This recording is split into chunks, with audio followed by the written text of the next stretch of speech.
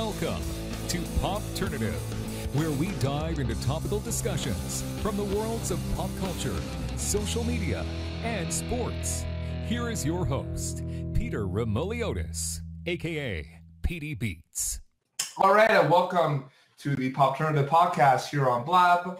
I'm your host, Peter Remoliotis. On Twitter, I go as PD Beats. Tonight we have a special all hockey panel as the NHL has started, so hockey is back in our lives. So we have three amazing guests with us. We have from the NHL Flash, we have the founder, host, and producer Tyson Geick. We have social media coordinator for the New York Islanders, Schwartz. And we have professional hockey player from the NWHL who plays for Connecticut Whale, Chelsea Laden. So thank you all for tuning in this evening. Yeah, thank you. Thanks for having me. Yeah, thank you. So what we do on PopTernative is we kind of go around the horn and get everyone to introduce themselves. So let's start with Chelsea. Tell us about yourself. Tell us about your career as a hockey player and anything we need to know about what's going on in your life. All right. My name's Chelsea Laden. I guess I won't talk about my high school career because that's kind of boring. But I ended up playing 4 years for Quinnipiac University in college, Division I. And now I'm playing for the first ever paid professional team in the United States for the Connecticut Whale team. And so far it's been pretty awesome, great experience. But for hockey, that's about all. All right. I'm a goalie, by the way, goalie. That's my position. That's kind of a big part. But, yep, that's it. Perfect. Rachel, what about you? Yeah, so I just am starting with the Islanders. I came from USA Hockey doing social media and video for them. Worked with junior teams, the men's teams, women's teams for all our different events. Came from NBC Olympics before that, working on hockey for Sochi. So I'm all hockey, everything I played as well. So not quite like Chelsea, can't put myself to that level, but do have some experience there too. Perfect. Congratulations on the new job, by the way. Thank you very much. Tyson, you're up, buddy. What's up? Yeah, the worst for last, I guess. So I don't know where to start. I went to Mercyhurst College in Erie, Pennsylvania on a lacrosse scholarship. But from there, I started in broadcasting, calling the NCAA Division I men's and women's hockey games. And I started off on air with that. And then I began doing some reporting with the Kingston Frontenacs of the OHL. Bounced around a whole bunch in Ontario. I was on the Much Music VJ Search, a finalist on that, which was pretty cool. I auditioned on SportsCenter on TSN back home in Canada. Spent time with the NHL Network, the Hockey News, Sportsnet Fan 590. I'm now actually at Quinnipiac University studying towards my Master of Science in Sports Journalism, so Chelsea and I kind of have a connection there. And I started up the NHL Flash in November of 2014. And I'm really just trying to kind of build my brand and my company there. Can you quickly explain the NHL Flash and what it's all about? Yeah, absolutely. I kind of started it up in order to get myself some clout and produce some content for myself just to get a demo reel. But when I did develop the brand and start to put everything together, it really did take off. And now I've got a ton of followers. I'm going to be producing a weekly show there. I'm accredited by the NHL, so I get the joy of going to different rinks and showing up to morning skates and stuff if I want to, and capturing content there. But what I really wanted to do when I started developing everything was make hockey more accessible to the fans, do something a little bit different, go hockey outside of the box, mesh hockey and pop culture together, and just have a little bit more fun with it, not make it a stiff thing, just kind of joke around about, ongoings of the NHL and stuff like that. Have you considered tapping into the NWHL? I need to do that. I mean, now this is the perfect connection. Yeah. That's what we do. That's what we do on PopTernative. We make connections. That should be, our catchphrase. And I'm gonna have to make the NWHL flash now. Oh too. yeah, for sure. I was gonna Yeah, tell you that, but didn't want to interrupt. But I'm glad you thought of that yourself. Yeah. That's awesome. Has the season gone under their way yet, Chelsea? Has the season started? Well, we played 2 exhibition games. We played one against the U18 boys, and then we actually had the opportunity to play the Minnesota Whitecaps. So that was pretty awesome experience there. We didn't really know what to expect, but practices have been really good, and we ended up beating both teams. So it's been awesome preseason, but the real game, our first game starts on Sunday, the 11th, against the New York Riveters. So that's when our first real test will be. So I'm excited.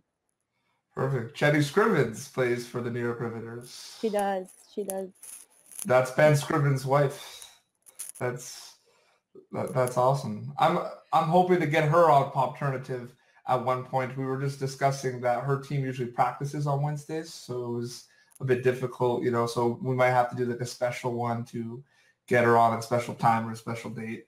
But yeah, so let's get this discussion going. A couple of things that I was just thinking about off and on the ice. And what I mean by off the ice is, what we talk about here on PopTernative, social media, digital media content. Off and on the ice, we've seen hockey drastically change and evolve over the years. So, nothing super specific, but let's go around and just discuss what do you think sticks out on and off the ice in terms of, the changes that we have seen from the game. And of course, Chelsea mentioned that we now have a National Women's Hockey League, which I think is very important and fantastic. So what sticks out to you when we talk about the evolution of hockey? So let's start. Anyone want to take this first, or? Well, for women's hockey, there wasn't a league that tried to start what we've been doing. They actually, I think it was even called the NWHL at one time. But in the beginning, hockey really didn't have a big following for the female side of things. So that league never ended up working. Whereas now, female hockey, women's hockey has really developed over, especially the last 10 years, just grown tremendously. So, now is the perfect time to start a new league. If it was going to happen at all, it would have to happen around this time. So I would have to say that, we haven't really been, women's hockey hasn't necessarily been this huge thing, and it's still growing. But, this league it'll just show realistically how much it's really truly grown over the past 10 years. Tyson, what do you think about that, or just about, the social media side of it? Because I know on Twitter you like to tweet a lot of stuff about how hockey has evolved, and you kind of give kind of like an analysis on your personal a lot in 140 characters or less tweets. So what do you think about that? Yeah, hockey is a sport that I think the higher ups there are really trying to appeal to a younger demographic, and that's what can kind of be seen there. I brought up the point of bringing in some pop culture stuff and tying that together with hockey with the NHL Flash. But I think that's what the NHL has really tried to do, and its member clubs. You see a lot of the organizations, Columbus, Pittsburgh, LA, they're joking around. They're having a little bit more fun with social media, and I think that's kind of how it's evolving, and people are becoming fans on that side of things. And it's changed. Growing up, I never really had that, but now teams are fun to follow online. You can be a fan of a team's online presence, and I think that's really cool. Rachel, do you think that your shift from working for USA Hockey, so basically more like an international aspect, and now you're working for the National Hockey League, do you think that do you think that's going to be an interesting transition in terms of the type of content that you're going to have to create? What do you think about that change? Yeah, I mean, I think just hockey in general, I mean, with, like you said, even with that evolution of things, I mean, USA Hockey is a completely different beast from the NHL. It's, like you said, focused mainly on international hockey and primarily a grassroots organization. We're working, focusing on kind of that younger age group with our national team development program and players like Jack Eichel, Austin Matthews, some of those guys who have come up through our system and kind of really watching that development progress. The tone is a lot more conservative and, people are really only like really gung-ho on the USA Hockey train when we have major events and, versus the Islanders and the NHL. Of course, the Islanders is kind of unique in the fact that, they've got a new season starting at Barclays. Everything is, kind of a fresh start there, and hopefully the fans can jump on board a little more with Brooklyn. But, I think the tone, you can have a lot more fun with the NHL. There's a lot of room to interact, and just being involved with a team, all the time is definitely something that will be different for me versus working with a variety of teams in international competition. And Tyson, I'm really happy that you talked about, when you were talking about the NHL Flash, you're talking about the whole leveraging, bringing in pop culture into social media and sports, because that is, that's like the point of PopTernative. That's what I wanted to do. I am someone, who's really interested in sports and hockey, but I'm also very pop culture oriented. So when I create social media content, I'm always leveraging and kind of cross-promoting, different issues and different things. So I'm really happy that you brought that up. Chelsea, do you think, also getting back to what you were talking about women's hockey, do you think huge events, like, for example, the Olympics, where, USA women's hockey is, showed and introduced on this super big stage, do you think that, keeping with the theme of, PopTernative, do you think social media is a super crucial part of, or like a little part of, in these days, helping women's hockey grow? Do you think there's an impact specifically? I definitely think that social media plays a big role, especially when you're growing something new, whether it's, an organization or especially a league like we're doing. One of the biggest components into it is growing support. And one of those ways is obviously social media and big events. Obviously, there's a lot of eyes on big events, and just to kind of draw people's attention to this new thing is, just getting their feet in the door. And that's the first part. But the second part is to also let fans kind of recognize who we are as players. I think that once people on the outside realize what kind of people are in this league, they're very unique. They're hardworking women who actually are really fun to be around. Once they kind of see who these players are, I think it's going to just help grow it even more. And social media is, informative. It's easily accessible. It's entertainment. And I think that once people get to know us, it's pretty entertaining, and people will want to continue to follow us. And I think that's definitely a big component.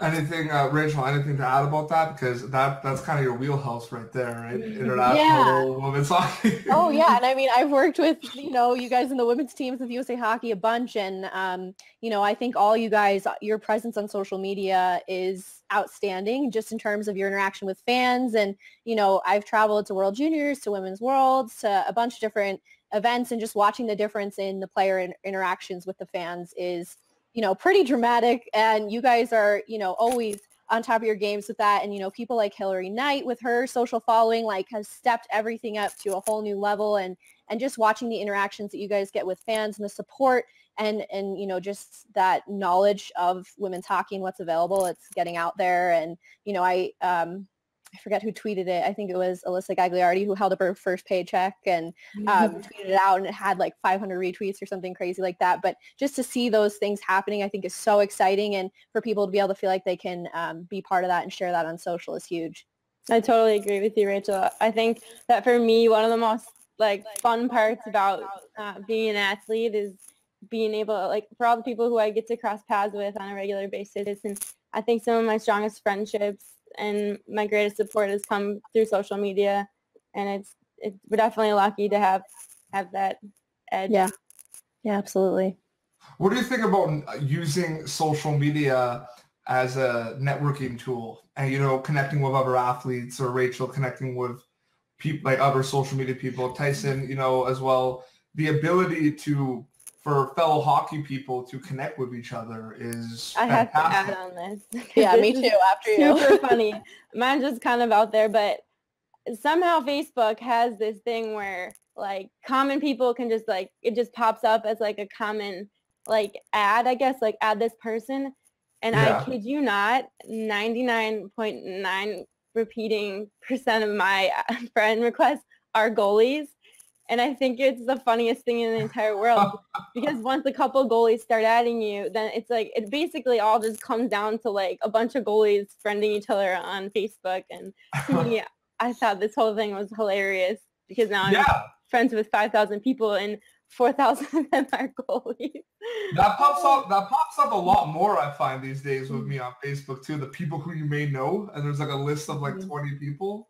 It's amazing how smart it is too. I mean, I'm like, how does Facebook know that I know this person? But I think I met him at the bar last week. You know, I think with your email, it links. Like, for example, I've had situations where I have someone that follow me on Instagram, and it says people who you may know, and we don't have any mutual friends, but I'm like, wait a second, I think I follow this person on Instagram.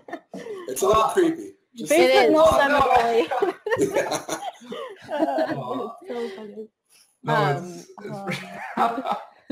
I just think too, from a perspective of networking, like for me, you know, the hockey community is a small one, and when we're working different events or with different teams, you know, I know throughout my time at USA Hockey and now with the Islanders, I am always communicating with like Andy from the Penguins or Craig from Buffalo, or, you know, whoever it might be from each team. And, you know, if we see something cool that we like that each other did, we're like, how'd you do that? Or like, you know, share your secrets with me, or, you know, we'll just kind of, you know, share our struggles with each other or our, you know, ups and downs, whatever. And it's just kind of nice to have that community and that network of people to run ideas off of, or just, you know, just have that conversation with.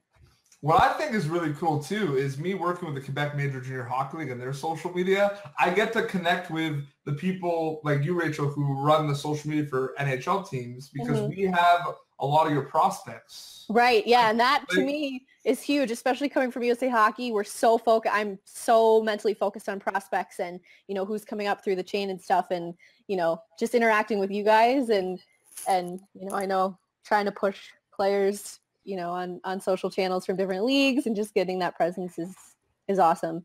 But you mentioned it's a small community, but it's a tight community. Exactly. I've noticed that. Yeah. Tyson, we were talking about that a couple of days ago too. It's such a tight network. Absolutely. It's such a small world. I can't believe, you know, how many people you're connected with and just the degrees of separation that exist. There's so few, you know, it's pretty cool. And the amount of connections that you have, people that you may not have met, but you feel like you have before is also pretty weird. So I think it's cool. I say weird, but I mean really cool. Weird in the good way, right? Yes, exactly. It is a little weird. Yeah. No, it is. It's strange. And it's one of those things where you don't think about it until you have conversations like this, where you stop for a second. You're like, maybe it is kind of strange and odd that you're establishing all these like relationships and networks on social media. But it's definitely become, like, I think people are more accessible, right? It's easy to contact someone, or, you know, even if you don't follow that. But a lot of people now are opening up their DMs on Twitter. So you don't have to necessarily like follow them to DM. Although there are a lot of rules about there's a lot of rules about that. There's like limits to how many you could do per week. I don't even know how to do that. People are like, friend me so I can message you. I'm like, what? Like, I have to but just tell me here. I'm confused. I'm not even up to par on that stuff yet. No, I know. There's definitely but there's also, you know, a lot of different ways you could network, even from Twitter. I've had situations where I've tweeted at someone, and then that I want to be in touch or ask them a question, and they, you know, tweet back, send me an email. So I'm like, okay, cool. You know, they didn't follow me back on Twitter. That's fine. You know, I'm not offended at all. But like, I emailed them, and then they, you know, that's another, connection made right there. Not necessarily like a DM me on Twitter type thing, but it's open doors, and it's us hockey people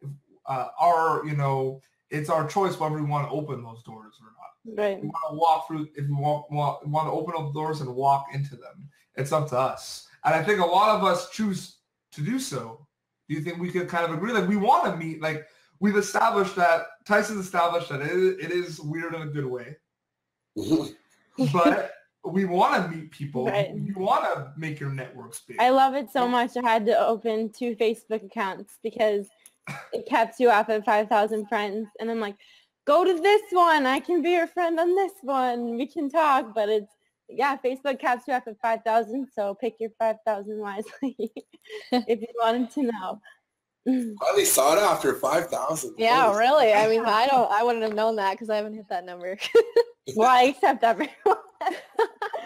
That's why. I went through a big cleanse at one point because before I worked in hockey and social media, I was a concert promoter, and I used social media as a cost-effective tool to, promote my shows, my local concerts. And, you would kind of go on, these Facebook events, and you would kind of just go and add everyone because you kind of want to, let them know about upcoming shows. But then it came to a point where I had all these people just sitting there in my friends list that I nothing against them, but just I never conversed with them at all.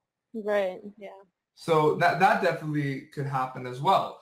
I think Twitter is a bit different, but doesn't that happen on Twitter too? You have people who you follow that you don't necessarily, you just follow them, but you never necessarily not even like talk or DM or anything, but sometimes you don't even maybe acknowledge their tweets, right? I have so many people on social media that I follow them, they follow me back. That's it. It's over.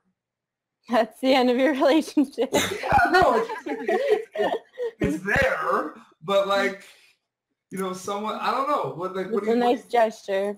I mean, a lot of the time I'm not really using Twitter to view others' tweets anymore. It's just kind of to get my thoughts out there if something big is going on or I want to share it or I'm at an event or something like that, then I'll share that information. But the days are kind of gone when I used to go on there just for information. I have other sources for that now, and I think it comes down to apps and stuff like that.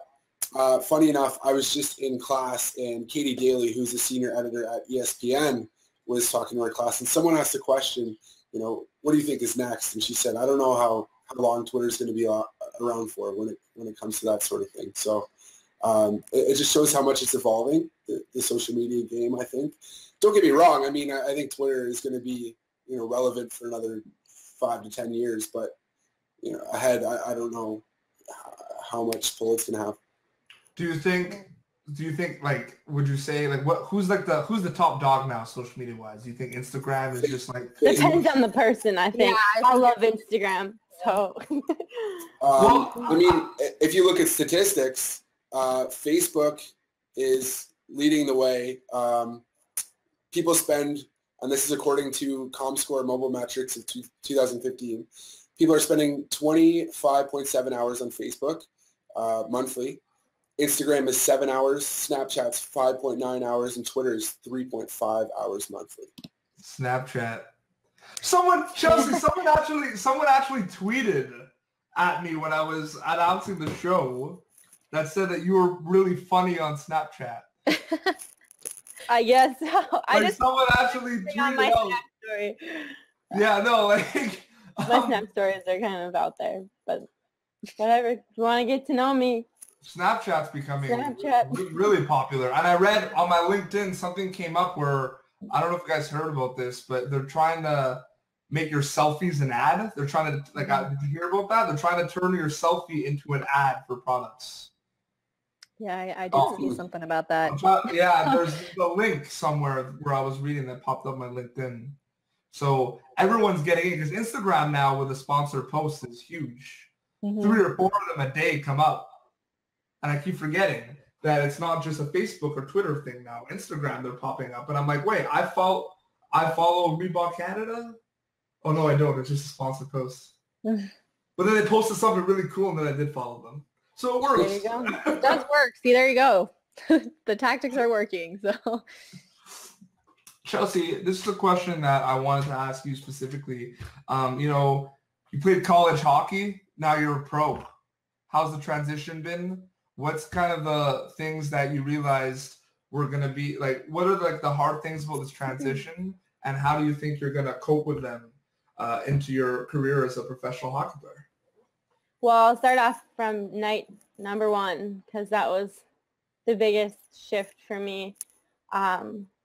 It was so weird. First, like carrying your bag into the rink, into a brand new locker room with all old gear, and you're sitting in a room. I knew some people, but the majority of people just didn't know each other. There were no seniors, no juniors. Like there was no like class, and everyone's a different age. There's 30-year-olds. There's people who just graduated from college like me. I'm just like, what is going on? So the first day I was like, holy cow, this is going to be a weird practice, which it kind of was because everyone has just completely different styles. Style of hockey has obviously changed over time. The evolution thing, like the styles definitely changed. But the first practice was weird. But after that, I think that like it's almost like more amazing than playing college. Obviously, these players they were all the stars in college. So take the stars from college, condense it, and bring it's professional. And it's definitely, it's definitely, hold on. I'm getting some weird call from something. What the heck? I don't even know where it's coming from. I'll let it pass. But basically, it's professional, and the players are professional, and the level of play is definitely professional as well. And this is really distracting. This call, I need to figure out where this is coming from. But other than that, we're getting treated very well. Let's hear it. no. No. Oh, okay. You getting like a Facebook message call? But it's not popping up. Someone's calling me from somewhere. Okay, we're good. Anyways, back to your question. I'm so sorry. No problem. Like we don't have equipment, so we're all like different colors, and it was kind of scrambly at first, but I think the league's done a really good job at providing us with equipment. It's all coming in this next week or two. We have a GM who's just been on top of it. We've already played 2 exhibition games. Like things have definitely been moving in the right direction, and I'm really excited about it. Talent is unreal. It's really fun. How many games are there going to be in the regular season? Because there's 4 teams, right? Yeah. It's a small. It's 4, right? 4 teams, and we're playing 18 games total without the playoffs. So Okay. it's going to be a lot less games, but When will the season? Are they spread out? Like So instead of having 2 games a weekend, we'll have 1 game on the weekend. Basically, it's pretty much like that. And for me, I like that because when I play back-to-back games on the weekend in college, I got really tired. But like by the time December hit, I was like, okay, like my body needs a rest. Like this is intense. But now we're only practicing twice a week with the team. Obviously, you're practicing outside of the team too, but realistically 2 mandatory practices, 1 game on the weekend, and they schedule it so you can have a full-time job if you want. Practices are at night. They're really flexible with that. So we have people who are working full-time jobs, playing professional hockey, and are able to get to the game on the weekend. How do you think? Do you think it helped? Well, do you think it helps? Because on your team, Connecticut Whale, you do have a few players that have had experience on the international stage. You have Kelly Stack on the team, correct? Yep. How do you think? Do you think those players, bringing the experience, help you specifically, or help the team kind of transition, or being there? Do you ever need any advice or anything? Does that help on and off the ice? They're definitely tone setters. They set the pace for practice. Everyone in the locker room has some kind of leadership role. They've all been one of the best players on their team in college, Division I. So it's amazing to see just a bunch of leaders kind of in one room. It could, at first that could sound really bad, like a bunch of people like leading this could be a mess, but they actually are really great team players, really talented. Kelly Stack, great player, good pacemaker. Having, 4 of those spread out, Kelly, Babcock, Stack, we even have Cheyenne, we have, Olympians. We have a very highly respected team. Everyone respects each other, and that's definitely good when it comes to team chemistry. I like that word you used, tone setters. That was awesome. That's awesome. For sure. Tyson, I wanted to ask you because you also once in a while have a segment on a show called Trending in Sports, correct? Yes, I do. Yeah, every Thursday. Thursday. We film Thursday. It airs Monday. And we've had on PopTernative, one of the hosts on, we've had Carrie Home on the show before. And the one thing I wanted to ask you is you do more analysis on that show. Like getting to like specifically the sport, not kind of like talking like the trending stuff. You kind of like talk about the game, right? Like what's happening. Right. I mean, they bring me in as an NHL insider. Yeah, the insider. Right. So I offer a little bit more insight to the NHL, and I'm studying it all the time. I eat, sleep, and breathe it. So they bring me on board, and I talk about what's kind of hot that week, and they'll ask me questions and kind of pick my brain about it. So it's been fun.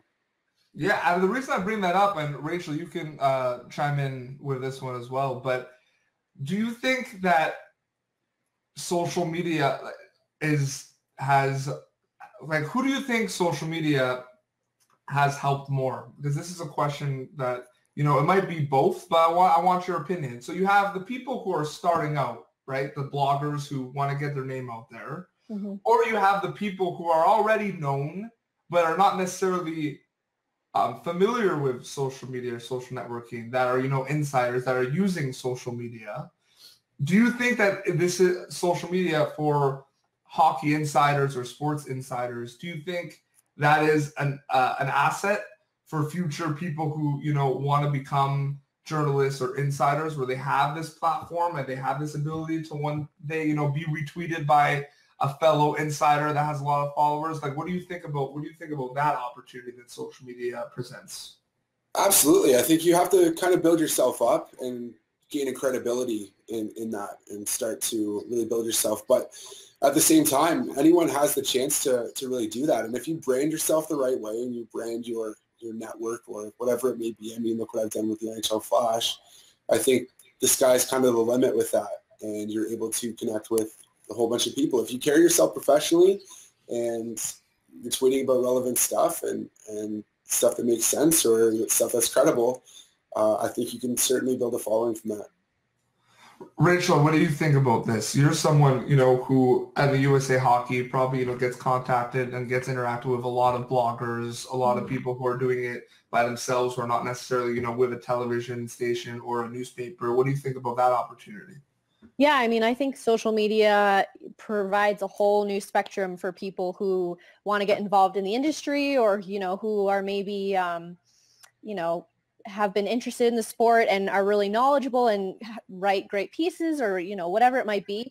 It's an opportunity for them to share that and get noticed. We at USA Hockey, when I'd be putting together credentials, I mean, we'd get bloggers and video people from all over the world that, aren't necessarily with an accredited, they're not from a big name organization, but they put together some great content. We had a kid who flew all the way over to Sweden for Women's Worlds this past year just to get a couple of interviews on camera and get his blog posts up. So, we get people like that all the time, and I think it's a really exciting opportunity for people to get involved and get their name out there and really, be able to present their skills and knowledge of hockey. I love the words that are being used on this panel tonight. Tone setters, spectrum. I'm so impressed. Tyson, it's your turn to use a word that's going to impress me. It's brewing. I'm waiting for something big. I got my thesaurus sitting beside me, so I'll come up with something. That was all the typing going on too. You're Googling words. Yes. My hands are down here. My keyboard's way up front, so. Because that's something that I don't think gets as much of a discussion going. The ability that you have all these, like for hockey specifically, you have these fan blogs or these fan accounts that have so many followers, but are not even like affiliated with the team, or not even affiliated with, some of the big broadcasting companies, Rogers, TSN. They're not affiliated. They're just their own thing. Like, for example, Habs on the Prize is a Montreal Canadiens blog that was just started just for just people who love talking about hockey, love talking about the Canadiens. And that's become a really big hockey publication online. And, there's absolutely no affiliation with hockey, but people will go for news. People will go. And these are people that, probably started doing this like, Tyson was talking about, right? NHL Flash has started to get such a really good following, but it didn't just pop up, right? It didn't just happen right away. You have to work for that following, right, Tyson? Yeah, it took development, and going down to the entry draft in Sunrise, Florida was a big part of that. It just, gained us some legitimacy and made people respect us a little bit more. Like, hey, they're on this stage, they're covering this event. If they can come up with some good content, well, maybe we'll trust them and take a step forward with them and see what they can come up with. So I think that was definitely big, but it definitely does take some development. Chelsea, is there, do you think that social media is also are there any that you've seen, are there any NWHL bloggers out there that are starting up? Have you come across that at all? Or is that a little too soon to be talking about? I don't know if there'd be official bloggers, but I've seen people who are really passionate about talking about the NWHL, and I've seen a consistent pattern with some people, but I don't know if we have an official NWHL blogger, but we do have people who are consistently posting about it. And, I guess we could count that as a word, Tyson. We could say you did a good gesture. Somebody could just gestures and words. I'll start that up. Yeah, I didn't want to interrupt, so I was just like, I'll start it over here. I'll get my team. Chelsea, he's gonna start the NWHL Flash. It's happening. So you gotta hold them to that. There we go. You know what? I will help you with that. I will help you make a Twitter account, and I will help you. It's a great idea. I think it's a league that deserves coverage, and it's about time that this sort of thing happened. And I think awesome. That, having coverage there is the next step. You definitely need that media coverage to help the league grow and, help women's hockey grow. So I would kind of love to. Well, I'll be your first follower. I would love to. I'm actually so excited. I'm so excited to check out the league, though. I'm so excited when you guys start, because, like Tyson said, I love women's hockey. Some of my favorite hockey games of all time have been women's hockey. This last Olympics was crazy. I'm talking. No, crazy was a good word. The World Championships were pretty fantastic, right?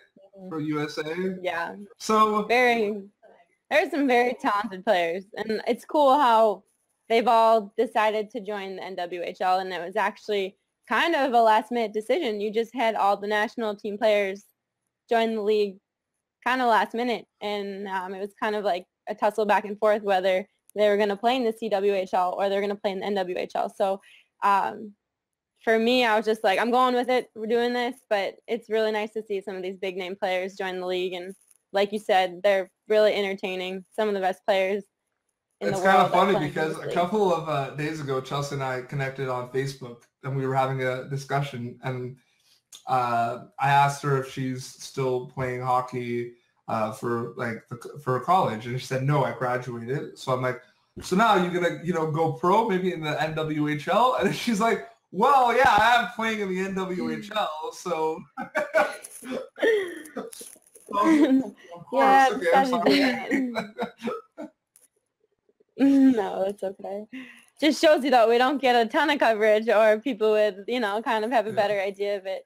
but something we're working on. And all you guys can help if you want. Always all about that. Tyson, think about this though. If you come up with like before the end of the broadcast, if you come up with like a really good word, not only would you have like a good word, you'd be the only panelist with like a good gesture and a good word. Oh, So I got the gesture. Okay. Hey, it's not too late for us to come up with some. Rachel, you didn't have a gestures gesture. here. Chelsea had the gesture where she was like, "We need your help." There's still time. That was a good There's one like still this. I had a gesture. It wasn't a good. I was like, I don't know if you guys are located in the same area. I had Rachel. 5 gestures. Oh, you're that way. Oh no! I feel like we're Fail. the Brady Bunch or something like that. Like, Yeah, really, right? That's so funny. Now, we actually have a question That's from hilarious. Nick Darts One. Where NWHL games will they be like? That's a very good question. Actually, I'm happy that I was brought. Where can we watch them? Like, do you know? That's any a of good that? question. Yeah. And to be honest with you, I'm not 100%. I've heard a couple different things. They're going to be streamed online. I've heard that there could be potential games on bigger companies or whatever. Like, I've heard a variety of things, but if you guys have any connections with anybody who could broadcast our games, I promise you will be worth the watch. Tyson, get So, on it, man. But Tyson, other than that, I can't answer that. Tyson, I have so many you're responsibilities. so- Wherever you are. I'm working on it. Help me out. No. All right, so it's actually time to wrap up this episode of PopTernative. But I want to thank you all for coming on. And before we go, we'll kind of go around and give kind of your closing remarks. So Tyson, anything that we need to know about or anything going on that we should be checking out? Yeah, no, for sure. Stay tuned for more content coming from the NHL Flash. Like I said, the weekly show is going to be produced, catching fans up with everything that they need to know. Obviously, stay tuned for the NWHL Flash, which is coming up. But I would love I'm to holding you to that. I know, holding you to I know. that. Oh, I know. I want to wake up this week and see a notification. The NWHL Flash has followed you on Twitter. Hey, I'm still building the NHL Flash, so it's. Oh. I would love to cover some stuff without question. So it'd be great to reach out to both Chelsea and Rachel and see what we can do and how we can collaborate together. For sure. Rachel, what about you? I mean, I don't know. Just anytime anyone wants to talk hockey, follow me on Twitter. Always up for that. Anything USA Hockey, Islanders, NHL, and feel free to follow the Islanders too for, What can we? This might be pretty early to ask, but anything we can you must be flowing with a lot of content ideas, right? Oh yeah, the wheels are yeah. just turning. Like, I mean, it's definitely, there's going to be a lot of cool stuff coming, and some exciting things. So everyone just stay tuned and watch, and even if you're not an Islanders fan, just So I want to bring this up though to Tyson and Chelsea. So in the QMJHL we have a Charlottetown Islanders. So I've actually given, we have a thing going on there. Oh no, she knows exactly what I'm talking about. Yep, I do. I created a hashtag for them that I have given Chelsea, Rachel permission to use for the Islanders. So basically, so if something happens like, did Tavares score the overtime goal? Hashtag I'll say yes. Yes. Clever. I just wanted to get that out. Okay. I mean, I might as well not even try for the rest of the season. That just, I have no. We have I'm gonna top that became really popular in the QMJHL. It's a pretty good one. And like I said, we have it's the Quebec Major Junior Hockey League, but we have Maritimes teams, and those fans are crazy. It's unbelievable. Like Halifax Mooseheads and Moncton Wildcats. So it's really cool to get involved and get their creative juices flowing as well. They come up with hashtags as well. The fans. Are you going to give the fans opportunities to get involved? Sure. I mean, it's always about getting the fans involved. I just hope that they are positive about everything, and as long as they want to contribute in a positive way, we're always open to that. So 100%. I'm all about the fan interaction, and Islanders fans, I think almost more than any other team in the NHL are, so passionate and dedicated to their team. So we're all about getting them involved any way we can. I'm looking forward to, following that Twitter account. I want to see that I want to see that content flowing. And the hashtag I'll say, right? I'll say yes. I will say yes. Oh, you could just use I'll say. I didn't think about that. You could take credit for that, just the I'll say. All right. Because mine was just with a yes. Chelsea, what about you? Closing remarks? I just have to say, if you want to watch not only some great hockey, but some of the best female hockey players in the world, check out the NWHL. You can check them out at nwhl.co. Not com, it's .co, and add the Instagram, add the Twitter. It's entertaining. I promise to like it. I have to get a flash comment in really quick because I see a question at the side. Who's going to take the cup this year? Yeah. So we all have to, on the closing remarks. Oh, whale! We all have to. This cup. We're talking about the female cup. Okay, the whale. NWHL cup. We could do two. So I picked the whale. Yeah, same here, all around. Okay. Okay, now we got that out of the way. I actually tweeted out that I think it's too early to give Stanley Cup predictions, but oh, no way. No way. It's the most fun part that you can act like Don Cherry. But look what I said a year ago. Tyson, you're not gonna like this, but I know someone who will. Andy, Pittsburgh Penguins, Phil Kessel and Lyle Crosby. No chance. That is gonna be that's gonna be big. I think they can. I think Pittsburgh Penguins personally can go far. That defense has holes in it like Swiss cheese. It's not good. All right. I have to say the Anaheim Ducks. Yeah, that would have been my West. They're looking good, and then the Tampa Bay Lightning are just gross. It's the same team as last year, so how could you bet against them? Yeah, Rachel Schwartz is like Islanders. Yeah, Tavares. They're my sleeper pick. It's tough because I grew up a Penguins fan, die hard. Andy and I have talked about this, and I would say Penguins from the East and Anaheim 100% from the West, but of course I've got to say Islanders have a chance somewhere in there. Hopefully, they're gonna have a good squad this year. I like what they bring to the table. So young and yeah, they've got so much going on. So playoffs. I'm checking that off already. Yeah, they have a lot going on. I'll say, yeah, they have a lot going on. All right. Well, this is Peter Beat signing off for PopTernative. Thank you, Chelsea. Thank you, Rachel. Thank you, Tyson, for tuning in. Be sure to follow us on Twitter and Facebook at PopTernative. And we will have, if you missed any previous episodes, you can check out our YouTube page and our SoundCloud page. So thank you very much. Enjoy the hockey this week, and we will be back next week with another all hockey. Thank you for tuning in to PopTernative. Make sure to check out our past episodes of PopTernative on YouTube. Be sure to like PopTernative on Facebook and follow us on Twitter.